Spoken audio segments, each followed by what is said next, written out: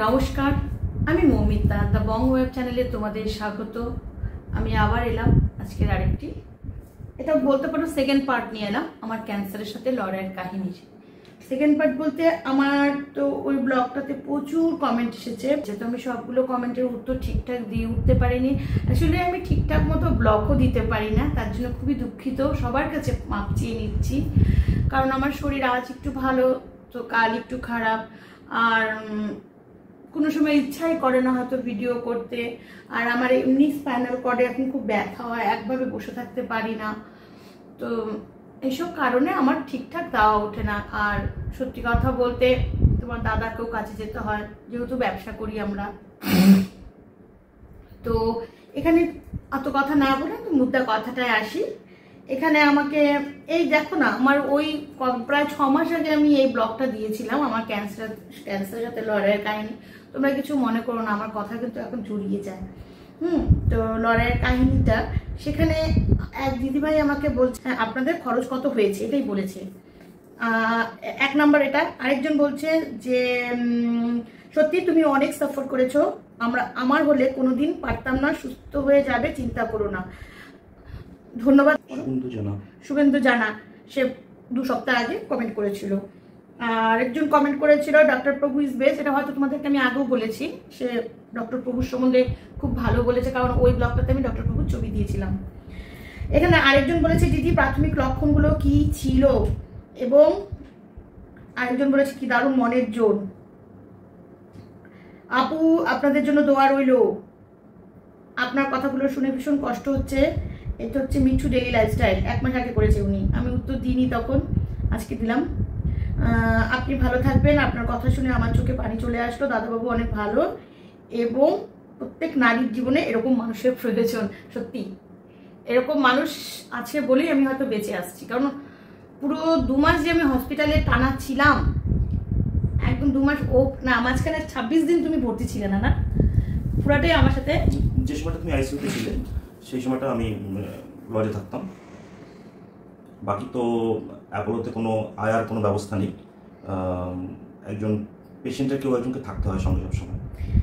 এখানে আরেকজন করছে জহর বেগম, না জহর বেগম, জহরা। হ্যাঁ দিদি, আমি বাংলাদেশ থেকে বলছি, আমার ভাইয়ের ফুসফুসে ক্যান্সার ধরা পড়েছে গতকাল দিদি অ্যাপোলোতে কেমন খরচ পড়বে আনুমানিক, যদি আইডিয়া দিলে আমার চেষ্টা করতাম। দিদি প্লিজ রিপ্লাই দেবেন। ভাই আমি খুব দুঃখিত, বহুদিন বাদে রিপ্লাই দিতে বসলাম, সরি। এটা আমার খুব ভুল হয়েছে, আমার মেসেজ করে দেওয়া উচিত ছিল, আমি মেসেজও করিনি। অ্যাকচুয়ালি বললাম না, আমি ফোনও ঘাটি কম, বহুদিন হয়ে গেছে, এটা প্রায় 3 সপ্তাহ 4 সপ্তাহ হয়ে গেল, 1 মাসই হয়ে গেল প্রায়। তো আজকে আমি সবকিছু নিয়ে আবার নতুন করে বলতে এসেছি তোমাদের। এই যে কত টাকা খরচা, কত টাকা আয় ব্যয়, এবং কতদিন ভর্তি ছিলাম, এবং আমার কি কি লক্ষণ ছিল প্রথমে, সেসব কাহিনী আমি আবার নতুন করে তোমাদের সামনে তুলে ধরছি। তো প্রথমে আমার শরীরে কোনো লক্ষণ ছিল না, কিন্তু যে গায়ে নীল নীল কালশিটে দাগগুলো ছিল না। আমার প্রথমে আমি উপরতলা বাড়িটা করে 20 দিনের মাথায় আমার ক্যান্সার ধরা পড়ে, এবং আমার খুব শরীর দুর্বল লাগতো, প্রচন্ড দুর্বল, এতটাই দুর্বল লাগতো তোমার দাদা আমাকে খালি বকা দিত, হ্যাঁ এটা করো না, ওটা করো না, খালি শুয়ে থাকো। ইভেন ভাতটা বাড়তে যদি তোমার দাদা বলতো ভাতটা বাড়ো না, আমার না ভাত বাড়তে ইচ্ছা করছে না, মনে আছে একদিন নিচে শুয়ে তুমি ভাতটাও বাড়ি খেতে পারো না। কিন্তু কেউ বুঝতেই চাইতো না যে আমার ভেতরে যে বড় মরণবাদী রোগ বাসা বাঁধছে। আমার যে মেয়েটা, আমি যখন আমার এই বাড়িতে থাকি, দেখো বাড়ির গৃহবধূ, বাড়ির কাজ করি, আমরা তো চাকরি করি না, তো ড্রেন পরিষ্কার থেকে আরম্ভ করে রান্না বান্না A to Z আমি সব করি, কিন্তু ইভেন বাথরুমও পাই। কোনোদিন এই যে সামনেই আছে, কোনোদিন দেখতো না সে, তো সবই করতাম। সেই মানুষটা যে আমি কিছু করতে পারি না, মানে ভাতটাও বেড়ে দিতে পারি না, ইভেন ও বুঝতেই চাইতো না, ও বুঝেই নি যে আমার এত বড় রোগ হয়েছে। তার আগে বহু রকম সিমটেম চলছিল, হরমোন ডিসব্যালেন্সের একটা প্রবলেম চলছিল আমার ক্যান্সার ধরার আগে, না গো। পিরিয়ডটা ইরেগুলার হয়ে গেছিল, 2 মাস ধরে পিরিয়ড হচ্ছে না। তো আমি আমাদের এখানকার ডক্টর একে মাঝি, আমি নাম নিলাম তার, এই একে মাঝি আমাকে প্রথমে যে বলছে ওভারিয়ান সিস্ট আছে, একটা কি জানি ব্লাড টেস্ট করেছিল, সিএ না, হ্যাঁ একটা ব্লাড টেস্ট করতে হবে, তার আগে তুমি এই ওষুধটা খাও। আমার ওভারির একটা ওষুধ দিয়েছিল, যেটা ওটার মধ্যে পরিষ্কার লেখা ছিল যে ক্যান্সারের হওয়ার কারণে ওই ওষুধটা খায়, ওভারিয়ান ক্যান্সার হলে ওষুধটা খায়। আমাকে অগ্রিম উনি দিয়ে দিয়েছিল, তাহলে বুঝে নাও। এবার ওই এমনি শরীর দুর্বল যাচ্ছিল কিন্তু, এবং ওই ওষুধটা খাওয়ার পর 7 দিনও যায়নি। আমি ঋষি বাবাকে বলে যাচ্ছিলাম, আমার ছেলের নাম ঋষি, তো আমি হাজব্যান্ডের নাম নিয়ে আমি ছেলের নাম নিয়ে বলি, তো আমি ওর বাবাকে বলে যাচ্ছি যে দেখো আমার এই শরীরটাকে আমি ওষুধ কিন্তু আর খাবো না, তোমাকে বলেছিলাম না আমি আর ওষুধ খাবো না, আমি ওষুধ খেতে পারছি না, আমার শরীর চলছে না। তো ও আমাকে ধাওয়া দিয়ে বলে না ওষুধগুলো কিনছি নষ্ট করবা, একটা কোর্স আছে তো সব কিছু, তুমি কেন ওষুধ খাবা না? তো আমাকে জোর জবরদস্তি ওষুধটা খাওয়ার 7 দিনের মাথার থেকে আমার গায়ে নীল নীল নীল নীল নীল নীল নীল দাগ। তো আমি আবার বললাম দেখো আমার না যেখানেই গুতা লাগছে সেখানেই এখানে নীল দাগ হয়ে যাচ্ছে, এই ব্যাগটা টেনে উপরে উঠালাম দেখো এখানে নীল, এখানে নীল। প্রথম সিমটমে নীল ছিল থায়ের মধ্যে, স্নান করতে গিয়ে দেখি একটা থায়ের মধ্যে এরকম বেগুনি কালারের কালশিটে নীল দাগ এই জায়গাটা, কিন্তু এই জায়গাটা তো গুতা খাইনি কেন এরকম? তো আমি কিছু বলিনি, কিন্তু 3-4 দিন পর যখন ওই দাগটা আস্তে আস্তে বেড়ে যাচ্ছিল, গুতা লাগলে হাতে এরকম করে ধরলেই, তখন আমি ওকে বললাম যে আমার না এরকম দাগ হচ্ছে। তখন ওর মাথায় টনক নড়লো এবং ডক্টর একে মাঝিকে ও রাতেই ফোন করলো, করে বলে যে এরকম ওষুধটা খাওয়ার পর ওর গায়ে এরকম স্পট পড়ে যাচ্ছে, তখন বলে যে নিয়ে আসো না পেশেন্টকে। নিয়ে আসার পর ডক্টর একে মাঝি ও কি বললো যে শিগগিরই তুমি তাহলে না, ওনাকে বললাম যে এই প্রবলেম হচ্ছে, ওষুধটা একদমই নিতে পারছে না, আর ওষুধটা খাওয়ার পর এই সিমটমগুলো দেখা দিচ্ছে। তখন বলছে না না এগুলো এই ওষুধের থেকে হয়নি, এটা অন্য কোনো কারণে হয়েছে, আপনি কোনো ফিজিশিয়ান দেখান। তো আমাদের এক শিলিগুড়িতে একজন ফিজিশিয়ান আছে, মানে family physician, doctor N G Goswami. তো আমি ওনার কাছে চলে গেলাম, ওখান থেকে ওনার কাছে চলে গেলাম, ওনাকে গিয়ে দেখালাম সব জিনিসটা, যে ওষুধ খাচ্ছিল বা এটা খাচ্ছিল। তো উনি ওষুধটা দেখে টেকে উনি সার্চ ফার্চ করে উনি বললেন যে এই মেডিসিনটা তো বলছে যে মানে ব্লাডের ক্যারেক্টার চেঞ্জ করে দেয়, যে মেডিসিনটা ডক্টর একে মাঝি দিয়েছে। উনি বললেন যে একটা কাজ করো, তুমি ওষুধটা বন্ধ রাখো, যখন খেতে পারছো না ওষুধটা বন্ধ রাখো, আর একটা ব্লাড টেস্ট করো। আমি এমনি নর্মাল কয়েকটা মানে ভিটামিন হ্যান্ড সব ওষুধ দিয়ে বলে যে এগুলো খেয়ে দিয়ে তুমি 7 দিন বাদে একটা ওর ব্লাড টেস্ট করো। তারপরে আমি বললাম যে 7 দিন বাদে বলে তুমি চলে যাও, গিয়ে কালকে একটা ব্লাড টেস্ট করে আমাকে হোয়াটসঅ্যাপ করে দিও। তো ওই ব্লাড টেস্টটা করে ওনাকে হোয়াটসঅ্যাপ করলাম, তখন ছিল প্লেটলেট 90,000, যেটা কিন্তু মানে নর্মাল মানুষের ক্ষেত্রে 1.5 লাখ থাকে মিনিমাম। তো 90,000 আসার পর উনি আমাকে বললেন যে এই প্লেটলেটটা এত কম, তুমি একটা কাজ করো, তো তুমি আরেকটা কোথাও একটা ইসে করো, ব্লাড টেস্ট করো। তো ওটা ছিল বোধহয় খুব সম্ভবত দুর্গাপুজোর ষষ্ঠী কি সপ্তমীর দিন, সপ্তমী দিন লাস্ট করো, সপ্তমী না ওটা তার আগে বোধহয় না, তার আগে হ্যাঁ। তো তখন ব্লাড টেস্টটা করালাম, তাতে প্লেটলেট আসলো 65,000। তো ওনাকে পাঠাতে উনি বলছে এই ল্যাব ভুল করছে, উনি বলছে ল্যাব ভুল করছে, তুমি আরো অন্য আরেকটা কোথাও ট্রাই করো। তো আরেক জায়গায় ট্রাই করলাম, তখন ওইটা সপ্তমীর দিন, ওই দিন সমস্ত ল্যাব বন্ধ। তো একটা ল্যাবই আমি পেলাম, সে বললো যে ঠিক আছে আমি বিকেলবেলা রিপোর্টটা দেবো। ওর রিপোর্টে প্লেটলেট আসলো 40,000।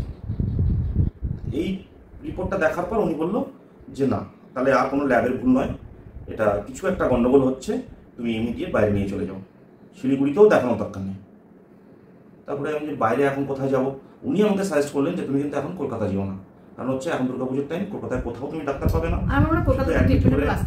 অ্যাডমিট করে রেখে দেবে, কারণ পুজোর শেষ না হলে কোনো ডাক্তার জয়েন করবে। আমাদের কলকাতা শিলিগুড়িতে কোনো ট্রিটমেন্ট নেই। তো তারপরে ওই চিন্তা ভাবনা করে আরেকজন ডক্টরের কথা বলি, সেটা হচ্ছে যে আমার ছেলেকে পড়াতো যে ম্যাম, ওর স্কুলের টিচার প্লাস ওকে টিউশনও করাতো। তো ওনার হাজব্যান্ড উনি একটা এখানে টি গার্ডেনের ডক্টর, ওনার সঙ্গে কনসাল্ট করলাম, যেহেতু একজন ডক্টরের সঙ্গে কনসাল্ট করলাম। উনি বললেন যে ওকে কিন্তু এখন মানে বাড়িতে রাখাটাই রিস্ক, বলছে যে মানে ওর প্লেটলেটের যে অবস্থা, যদি কোনো কারণে কোনোভাবে কোনো ব্লিডিং হয় রক্ত কিন্তু আটকাতে পারবে না। আমি বললাম এই অবস্থা, বলছে না হয় শিলিগুড়িতে গিয়ে অ্যাডমিট করো। এবার চিন্তা করলাম শিলিগুড়িতে গিয়ে অ্যাডমিট করলে তখন আবার ওরা ছাড়তে চাইবে না, বন্ডে সই করবো হ্যান ত্যান অমুক তমুক। তারা আমি ওই দিন মানে আর কার সঙ্গে আলোচনা করবো, আমি একাই ডিসিশন নিয়ে নিলাম যে না আজকের রাতটা কোনো রকম ওকে রাখি, আজকের রাতটা কোনো রকম রাখি, কালকে একদম ফ্লাইটে চেন্নাই চলে যাবো। কথাগুলো বললে না মাথা করে আমার। তারপর সপ্তমীর দিন ডিসিশনটা নিলাম, অষ্টমীর দিন আমরা সোজা চেন্নাই চলে যাই। আমি ও আর ছেলে 3 জনে চলে যাই চেন্নাই, ওকে সোজা অ্যাপোলোতে নিয়ে যাই। এবং অ্যাপোলোতে নিয়ে গিয়ে আমরা কোথাও ঘরে উঠি না, একদম ডাইরেক্ট হসপিটাল গিয়ে ওকে একদম এমার্জেন্সিতে অ্যাডমিট করে দিই। এবার এমার্জেন্সিতে অ্যাডমিট করার পর ডক্টররা বলছে কি হয়েছে, আমার তো এমনি তো কিছু দেখা যাচ্ছে না, বলছে আপনি ভর্তি কেন করছেন? তখন অলরেডি পায়ের মধ্যে দেখিয়েছি এই যে এই পা দেখাচ্ছি, পাটা এই পাটা পুরো ছিট বিন্দু বিন্দু বিন্দু বিন্দু মানে রক্তকণা, মানে কি বলবো ছিট প্রিন্টের মতো হয়ে গেছিল এই হাঁটু থেকে এই পুরো পা। এই কি বলবো আমার পাটা হঠাৎ প্রিন্টের মতো হয়ে গেল, তখন চিট। আর তখন আমার শরীরে কথা বলারও এনার্জি ছিল না, আমি একদম লেতিয়ে গেছিলাম। তো তারপর ওখানে ওগুলো দেখালাম, ওই মিশেগুলো স্পটগুলো দেখালাম, আর প্লাস এখানকার ব্লাড রিপোর্টগুলো দেখালাম। দেখানোর পর আর ওই যে ওষুধটা দিয়েছিল সেই ওষুধটার কথাও বললাম ওনাকে। তখন ওখানে ওরাই যখন বলছে বলে এই ওষুধটা কেন দিয়েছে, বলে এটা তো ব্যান্ড হয়ে গেছে, এই ওষুধটা তো চলে না আমাদের এখানে। সেটা আমরা বলতে পারবো না, ওখানে ডক্টর সাজেস্ট করেছে, তো আমরা সেই জন্যই খাচ্ছিলাম। তো ওখানে ভর্তি করার পর রাতেই ওর ব্লাড স্যাম্পল কালেক্ট করে নিল। পরের দিন সকালবেলা ওর রিপোর্টটা পেলাম, তখন দেখলাম প্লেটলেট 10,000, এবং মানে যেটা হচ্ছে অ্যাবনর্মালি লো, 1.5 লাখ থাকার কথা। তখন ওরাই আমাকে বললো যে আপনাদের এই কেসটাকে আমরা হেমাটো অঙ্কোলজিস্ট ডক্টর প্রভু পান্ডুরঙ্গনের কাছে আমরা রেফার করছি। ডক্টর প্রভু পান্ডুরঙ্গন মানে নেক্সট ওনাকে দেখবেন। তো ঠিক আছে, আমরা তো কিছুই জানি না কোন ডাক্তার ভালো, কে কী কিছুই আমরা জানি না। তো বলে ওকে অ্যাডমিট নিয়ে নিল। অ্যাডমিট নিয়ে অলরেডি ডক্টর প্রভু সমস্ত রিপোর্ট দেখে নিয়ে তখন 10টার দিকে তখন ও আমাকে ফোন করছে যে এরকম ডক্টরের অ্যাসিস্ট্যান্ট এসেছিল, এসে আমাকে বলে গেছে যে আপনার লিউকেমিয়া হয়েছে। আমি তো মানে শুনি অতবার, আমি তো হতেই পারে না এরকমভাবে কোনো ডাক্তার পেশেন্টকে বলবে ডাইরেক্ট, আমি তো তুমি কোনো ভুল করছো। আমি তো ভাবিনি, তখন বলতো আমরা জানি না, কিছু ভাবিনি। তারপরে আমি যখন গেলাম ভিজিটিং আওয়ার্সে 11টার সময়, তখন ডক্টর প্রভুর অ্যাসিস্ট্যান্ট ডক্টর সত্যায়ন প্রসাদ উনি এলেন। উনি এসে আমার সঙ্গে পরিচয় করলেন যে আমি ডক্টর প্রভুর আমি অ্যাসিস্ট্যান্ট, এবং ওনার এই ব্লাড লিউকেমিয়া হয়েছে, যেটা মানে তো লিউকেমিয়া তো অনেকগুলো ইসে আছে, ক্যাটাগরি আছে, ওটা হচ্ছে এপিএল, অ্যাকিউট প্রোমাইলোসাইটিক লিউকেমিয়া আর কি। আমার তো মাথায় বাজ পড়ার মতন অবস্থা। তারপরে আমি ওখানে শোনার পর ডক্টর প্রভুর কাছে গেলাম। ডক্টর প্রভুর কাছে গিয়ে আলোচনা করলাম। উনি বললেন যে ভয় পাওয়ার কোনো কারণ নেই, এখন লিউকেমিয়ার অনেক লেটেস্ট ট্রিটমেন্ট বেরিয়েছে, এবং সেটা হচ্ছে মানে অ্যাট্রা এটিও দিয়ে যে ট্রিটমেন্টটা হয় তার সাকসেস রেট অনেক বেশি, এটা কিওর হয়ে যায়, আপনার ভয় পাওয়ার কোনো কারণ নেই। তো সেই সময় আমি ওনাকে বাজেটটা জানতে চাইলাম। তো উনি তখন আমাকে বাজেট দিলেন 7 থেকে 8 লাখ, 7 থেকে 8 লাখ টাকা মোটামুটি আপনি বাজেট ধরে রাখুন। আর ভর্তি থাকতে হবে 1 মাস, 1 মাস না 28 দিন মতো এরকম বলেছিল, 25 থেকে 28 দিন ভর্তি থাকতে হবে, তার মধ্যে কেমোগুলো চলবে, এগুলো সব। কিন্তু কি হলো, এবার মাঝখানে ওর কেসটা ভীষণ কমপ্লিকেটেড হয়ে গেল। মানে ওকে যে কেমোটা দিচ্ছিল সেই কেমোগুলো কাজ করছিল না, কেমো কিছু মানে কোনো ইমপ্রুভই হচ্ছিল না, মানে খালি ডব্লিউবিসি বেড়ে যাচ্ছে, মানে প্লেটলেট ক্রমশ ডাউন হচ্ছে, ডব্লিউবিসি বেড়ে যাচ্ছে। হ্যাঁ, আর প্লেটলেটটা নামতে 7,000-এ চলে এসেছিল প্লেটলেট একটা সময়, কিন্তু কোনো কাজ হচ্ছিল না। ইন দ্য মিন টাইম আমাদের আরেকটা যোগাযোগ হলো, আমারই এক কলিগ, ওনার মানে শ্বশুরবাড়ির তরফ থেকে একজন ডক্টর আছেন, উনি মানে বাংলাদেশের লোক, ডক্টর বিমলাংশু দে।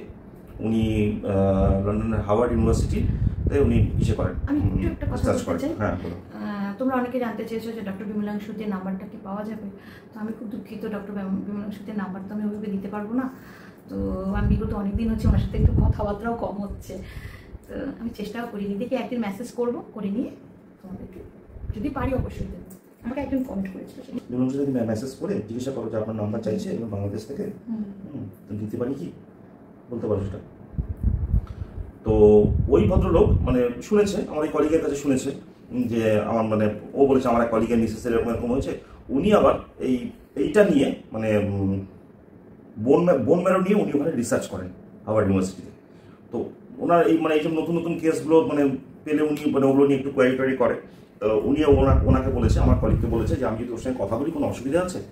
আমি বলছি ঠিক আছে আমি বলবো। তো বলে আমাকে মানে নাম্বার দিয়ে দিয়েছে, ইন্ডিয়ান টাইম দিয়ে দিয়েছে কখন ফোন করতে হবে। তো তারপরে আমি ওনাকে ফোন করি। ফোনটা করার পর উনি আমাকে বললেন যে আমি শুনলাম এরকম ব্যাপার, তো ওনার কী ট্রিটমেন্ট চলছে। আমি মোটামুটি যেটুকু জানি সেটুকুই বললাম। আরও ডিটেলস উনি জানতে চাইছিলেন, আমি যে এত ডিটেলস আমি বলতে পারবো না, মানে মেডিকেল টার্মের যেসব বিষয়গুলো।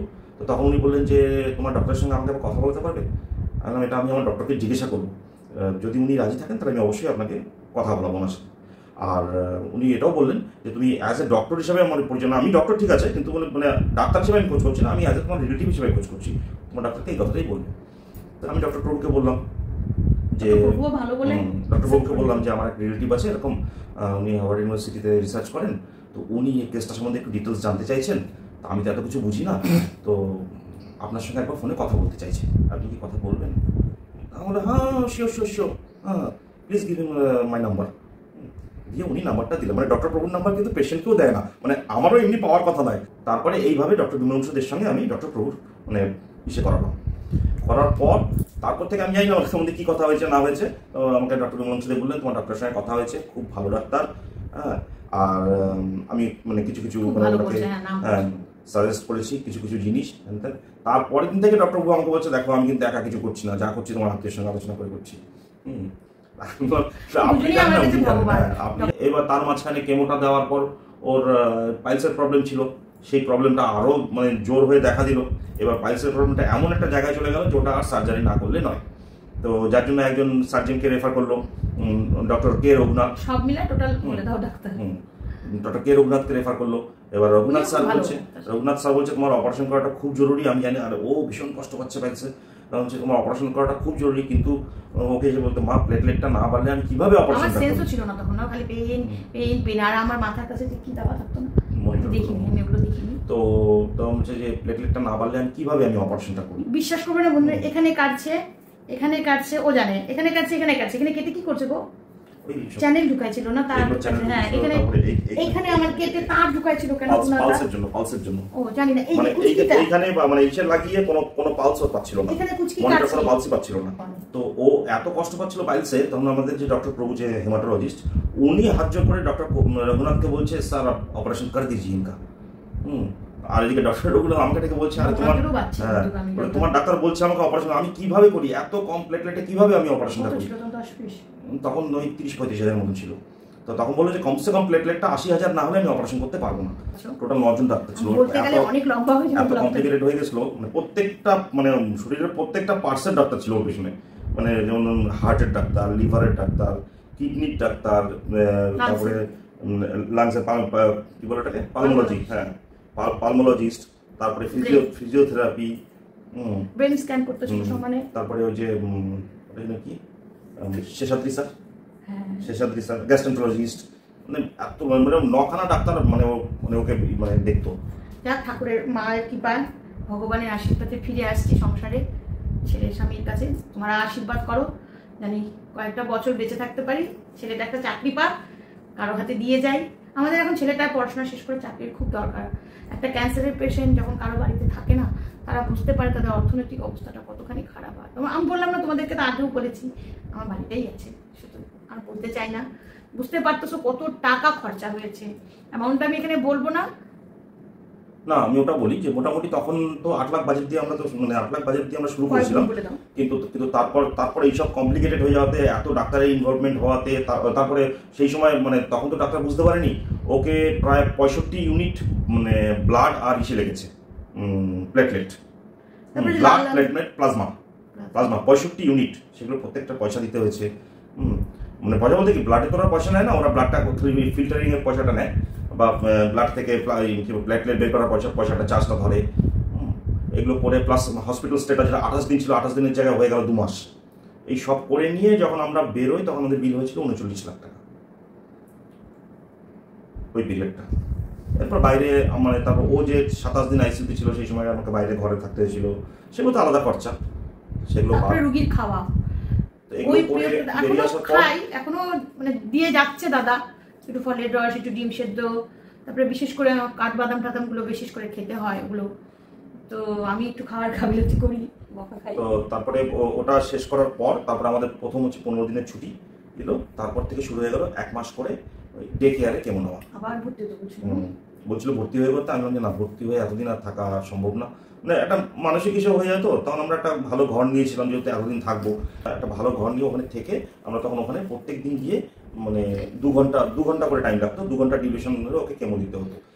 এটা চলতে হচ্ছে 28 দিন, 5 দিন কেমো, সপ্তাহে 5 দিন কেমো, 2 দিন অফ, আবার 5 দিন কেমো, 2 দিন অফ, এই করে 4 সপ্তাহ কেমো নিয়ে আবার ব্যাক করে বাড়ি এসে 1 মাস এখানে বাড়িতে থাকা, 1 মাস পর আবার 1 মাস কেমো, মানে এগুলো একদম ডে বাই ডে আমরা গেছি, যেদিন ওরা দিন দিয়েছিল। তো ওইভাবে আমাদেরকে আবার 4 বার কেমো নিতে হয়, মানে 1 মাস করে 4 মাস কেমো নিতে হয়। ওই পিরিয়ডগুলোতে মোটামুটি মনে করো কেমো, ঘর ভাড়া, ফ্লাইটে আপ ডাউন, ট্রেনে তো পারতাম না ওকে নিয়ে যেতে, কারণ ও এই 2 দিন 3 দিন জার্নি, টয়লেট ইউজ করা, তারপরে খাওয়া দাওয়ার সমস্যা, যে 2 দিন যেতে লাগবে খাওয়া দাওয়া, ওই সময়টা মোটামুটি আমাদের লাখ 5 করে পড়েছিল বোধ হয় না? হ্যাঁ, 4.5 করে পড়তো, 5 লাখ করে আমাদেরকে ওইটা 4 বার আমাদেরকে, কারণ 5 দিনের আমাকে সপ্তাহে 5 দিনের ডাক্তারকে ভিজিট দিতে হতো 20,000 25,000 টাকা করে একটা। তারপরে তার ক্যান্সার যে কেমোগুলার একটা খরচা, তারপরে ওরাল কেমো তখন চলছিল, ওরাল কেমো 8,000 9,000 টাকা করে তখন পড়তো 2 বছর আগে, এখন জানি না। অ্যাট্রা যেটা খেতাম, অ্যাট্রা যেটা ওরাল কেমো চলতো, ওটা চলেছে 1 বছর না ওরাল কেমোটা। মাঝখানে তো অ্যাট্রা খাইনি আমি, অ্যাট্রা 8,000 টাকা দাম ছিল একটা 7 দিনের জন্য আমি আর কিনিনি, মানে বিশাল খরচা, বিশাল খরচা। তারপর এখনো যে আমরা চেকআপে যাই, আমাদের চেকআপ করছি 2 বছর হলো চেকআপ করছি, 2.5 বছর হলো চেকআপ করছি। এখনো গেলে একটা ব্লাড টেস্ট হয়, পিএমএল রেডা বলে একটা ব্লাড টেস্ট হয়, ওই ব্লাড টেস্টটার চার্জ হচ্ছে 27,000 টাকা। শুধু 27? তারপরে দেখানো আদার সব টেস্ট করে, কিডনি, লিভার, এএফটি, এলএফটি সব এ টু জেড, সিবিসি মানে ব্লাডের যেটা এসে হয় টোটালটা। আর এছাড়াও মাসে মাসে আমার একটা ব্লাড টেস্ট হয়, সুগারের যেমন করে ওরকম আমারও করে, ওটা অ্যাপোলোতেই পাঠাতে হয়, ওটা ওখান থেকে ওরা চেক করে। বিশ্বাস করবো না বন্ধুরা, প্রচুর খরচা, যার জন্য তো ইউটিউবে কাজ করতে এসেছি, কিন্তু মনে হয় না ইউটিউবে কোনো আমি সাকসেস পাবো। আমি তাও চেষ্টা চালিয়ে যাচ্ছি, তোমরা যদি আমাকে একটু সাহায্য করো, সাহায্যের হাত বাড়িয়ে দাও, আমার ব্লগটা যদি সবাই দেখে, যদিও পারি না অত ভালো করে, তো চেষ্টা করি, দেওয়ার রেগুলারিটি করার চেষ্টা করি। কি করবো, এখন কাজ তো করতেই হবে না, তো মিথ্যা কিছু দিই না, মিথ্যা কিছু বলি না, ছলচাতুরি করি না আমার কোনো ব্লগে। অনেকে ছলচাতুরি করে বিশাল বিশাল ইয়ে করে এনেছে, কিন্তু যাদের দরকার তাদের পাশে দাঁড়ালে খুব ভালো হয়, এটাই আমার রিকোয়েস্ট, ভাবতে পারো।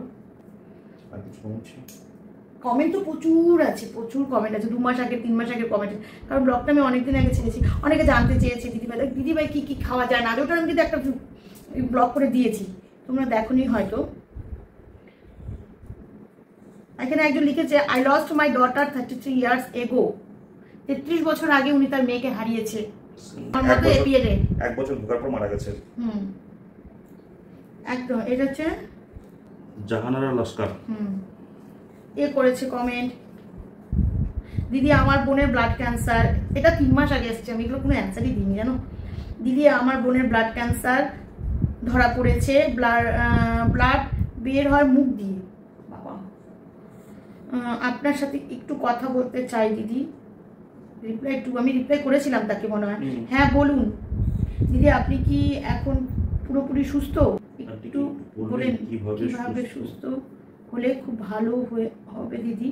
প্রথমত মনের জোর রাখতে হবে, আর সবই যে যার ভগবানকে ডাকবা, ভগবান তো দরকার, খুবই দরকার, তার আশীর্বাদ ছাড়া এই এত বড় সবাই চেষ্টা করে, সবাই মনের জোর রাখতে, হাজার কষ্টের মধ্যে বলে। হ্যাঁ একটা কথা কিন্তু আমি আমার ডক্টর প্রভুকে বলে গেছি, কোনোদিন অন্য নেগেটিভ কথা বলি নাই না গো, খালি বলছে হ্যাঁ हमको जीना है ना, জরুর, এই কথাটা বলতে না, জরুর জরুর, মানে জোরটা এখান থেকেই আনতে হবে। আর দেখো জন্ম মৃত্যু সবই তো ভগবানের হাতে, যার যখন যতটুকু আয় হতেছে সে ততটুকুই বাঁচবে, কিচ্ছু করার নেই। সুস্থ মানুষও আগে চলে যায়, অসুস্থ মানুষ পড়ে থাকে।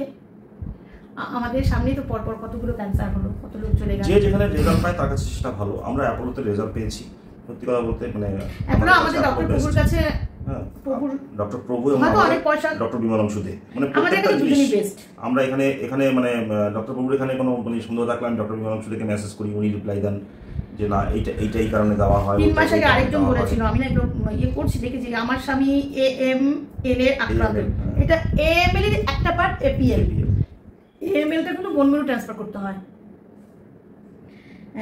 14 না 24 তারিখে যেদিন ধরা পড়েছে সেদিন পৃথিবীর মায়া ত্যাগ করে চলে গেছে, মারা গেছে। তোমার জন্য আমার দোয়া থাকলো, অবশ্যই তোমরা দোয়া করো। আমি আমার ছেলেকে হারিয়েছি এই রোগে, জানি কি যন্ত্রণা। 2016-তে আমি বাংলাদেশ থেকে দেখছি, আমি কোলন ক্যান্সারের রোগী। এখন অনেক ক্যান্সারই কিন্তু ভালো হয়ে যায়, আপনার প্রোটোকলটা যদি দিতেন। আমিও লিউকেমিয়া APL এর রোগী, বাংলাদেশ থেকে বলছি। এটাকে আমি দিয়েছিলাম, পাঠিয়ে দিয়েছিলাম। ক্যান্সার নামটা একটা আতঙ্ক, তার বেশি আতঙ্ক চিকিৎসার খরচ। এই কথাটা ঠিকই বলছে না, তার বেশি যে চালায়। আমি তো ওগুলো বুঝিনি, তোমার দাদা আমার এখানে সবারকে বলতে লাগে, আমার পাড়া প্রতিবেশী সবাই আমাকে সাহায্য করেছে। আমি মিথ্যা কথা কেন বলি, যে যতটুকু দিয়েছে ওই সময় তার কথা কখনো বলবো না। আজকে তোমরা তো ব্লগে দেখেছো আমার দাদার সাথে আমার রিলেশন নাই, আমি আমার ক্যান্সারের থেকেও বড় দুঃখ পেয়েছি। এখনো আমি মাঝে মাঝে অ্যাংজাইটির ওষুধ খেয়ে ঘুমাই, আমি মাঝে মাঝে কাঁদি। হয়তো ওর সাথে আমার প্রচুর, তোমরা দেখেছো লেন্দি হয়ে যাচ্ছে খুব ব্লগটা, তো খুবই ঝগড়াঝাঁটি হয়েছে, অপমান করেছে, কিন্তু ও আমাকে দিয়েছিল। মিথ্যা কথা আমি বেইমান না, আমি বেইমান না এইটুকু বলতে পারি, কিন্তু 7 লাখ টাকা দেয়নি, মাত্র 2 লাখ টাকাই দিয়েছিল। আমি আবার রিপিট করলাম ওই কথাটা। ও কথা বললেই আমার চোখ দিয়ে জল বেড়ায় যায়। একটাই তো দাদা, সে যেটাই কারণে হোক সম্পর্ক ভেঙে গেছে। আমি এর থেকে অসুস্থ আরো হয়ে যাচ্ছি ও বকা দেয় ঘুরে থাকার জন্য, যে এরকম করা উচিত হয়নি ওদের তোমার সাথে।